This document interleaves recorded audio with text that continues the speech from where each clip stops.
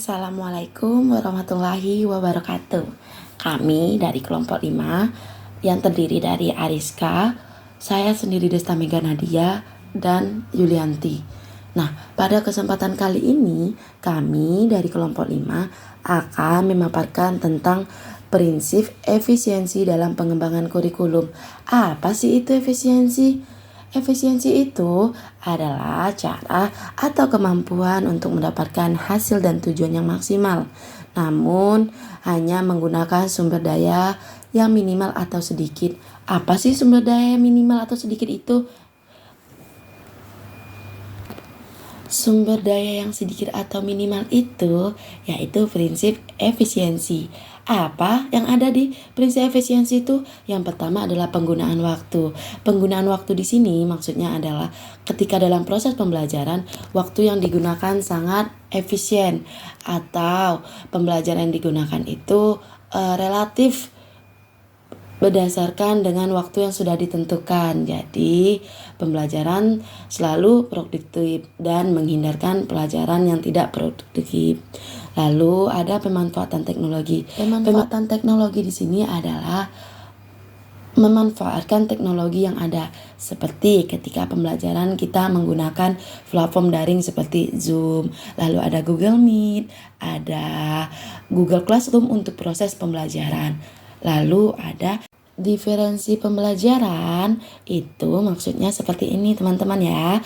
Diferensi pembelajaran itu pembelajaran yang mengarah kepada peserta didik atau siswa, dimana ketika pembelajaran kita menyesuaikan dengan kebutuhan siswa, kita memahami keadaan siswa, sehingga untuk proses pembelajaran siswa akan lebih mudah memahami ketika pembelajaran yang diberikan sesuai dengan kebutuhannya atau sesuai dengan kondisi dia pada saat itu.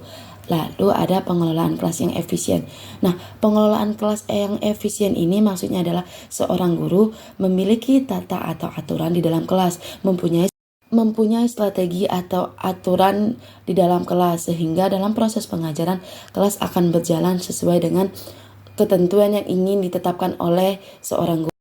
Selanjutnya, untuk implementasi akan dibacakan atau dipaparkan oleh teman kita yaitu Ariska. Pada Ariska saya persilakan.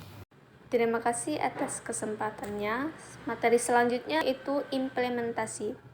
Salah satu implementasi di sini yaitu penjadwalan kelas yang efisien, penggunaan teknologi untuk meningkatkan produktivitas dan penyusunan rencana pembelajaran yang terstruktur, penggunaan platform pembelajaran daring, aplikasi pembelajaran yang interaktif dan sumber daya digital untuk mendukung pembelajaran, menerapkan metode pengajaran yang beragam, memberikan tugas yang dapat disesuaikan dengan tingkat kemampuan siswa, dan menyediakan dukungan tambahan bagi siswa yang membutuhkan, dan menerapkan aturan dan prosedur kelas yang jelas, memanfaatkan strategi manajemen kelas yang lebih efektif, dan mempromosikan keterlibatan. Untuk selanjutnya, relevansi kurikulum akan dijelaskan oleh Yulianti. Kepada Yulianti. Baiklah, terima kasih atas kesempatannya. Materi selanjutnya yaitu relevansi kurikulum.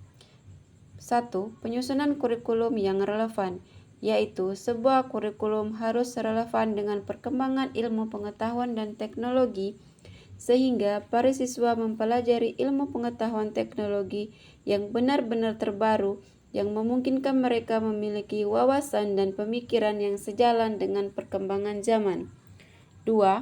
Pengembangan keterampilan yang dibutuhkan di dunia nyata, yaitu mengembangkan kemampuan dan keterampilan peserta didik yang akan dibutuhkan dalam dunia kerja. 3. Integrasi teknologi, yaitu penggunaan teknologi informasi dan komunikasi dalam wilayah konten secara umum dalam pendidikan untuk memungkinkan mereka belajar keterampilan komputer dan teknologi. 4. Pembelajaran berbasis proyek, yaitu pendekatan pembelajaran yang memberikan kebebasan kepada peserta didik untuk merencanakan aktivitas belajar, melaksanakan proyek secara kolaboratif, dan pada akhirnya menghasilkan produk kerja yang dapat dipresentasikan kepada orang lain. Demikianlah presentasi dari kelompok kami. Kami dari kelompok 5 undur diri. Mohon maaf atas kekurangan presentasi yang telah kami sampaikan. Atas perhatiannya kami ucapkan terima kasih.